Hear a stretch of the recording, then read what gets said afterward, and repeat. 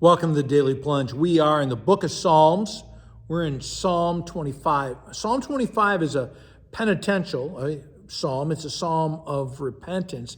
Starts off saying that I would put my trust in the Lord. And believers, we're to put our trust in the Lord above everything and anything else and everyone else, including ourselves. Do we trust God more than we trust ourselves? The only adequate, basis for a life that is worthwhile from now through eternity is the Lord. And he goes on in verse 3, no one who hopes in the Lord is ever put to shame. They're not dishonored, they're not let down, they're not disappointed, they're not betrayed by God. Now, it may not feel like that in this life. Actually, Christians may go through a lot of hardship for standing up for the faith. But we know that God will be faithful in the long run, and that the things of this world will not. They will abandon us. And so, but the thing is that for God to be faithful, we also must be faithful in return. We can't abandon God. We're supposed to persevere in the Lord.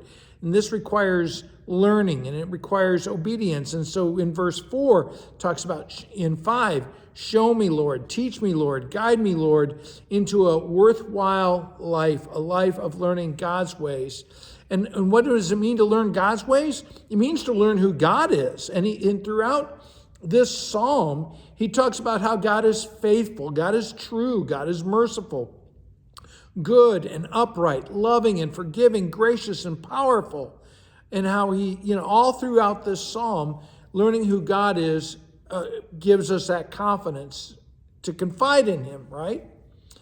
And so again, this life is too difficult to walk without having that relationship with the Lord. And so he goes on, remember your great mercy and love that goes back all the way from the beginning of time.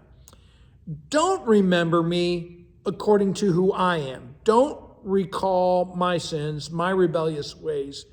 Instead, recall how loving you are and not how much of a sinner I am.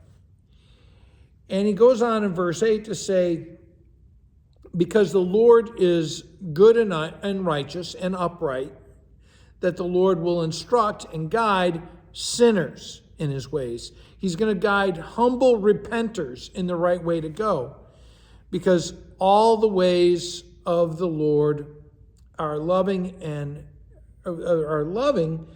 he goes on in verse, and faithful towards those who keep the demands of his covenant. It might say in your text. Now, I don't always keep the covenant. And so am I doomed? What's the deal here? Now, the Hebrew actually could mean keep the testimony, which means to always be relying on, not on yourself, but on the promises of God, to be relying on the word of God, the covenant of God. And he says, when you know that this is not about your performance, but about God's, because he goes in the very next verse, for the sake of your name, your reputation, your character, Lord, forgive my iniquity. Even though it's immense.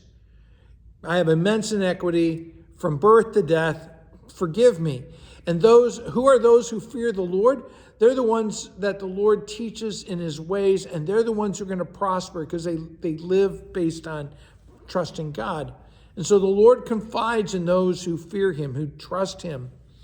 He makes his covenant, his word, known to them, and only he will release my feet from the snare. What snare? The snare of sin and death. And so, Lord, turn to me and be gracious, loving and merciful. Free me, relieve me from the troubles of my heart, the affliction. And what are all these based on? My sin. Take away all my sin. And so, Lord, guard me, rescue me, because I take refuge in you. It's your integrity, your uprightness that protects me. Hey, thanks, friends. Have a blessed day.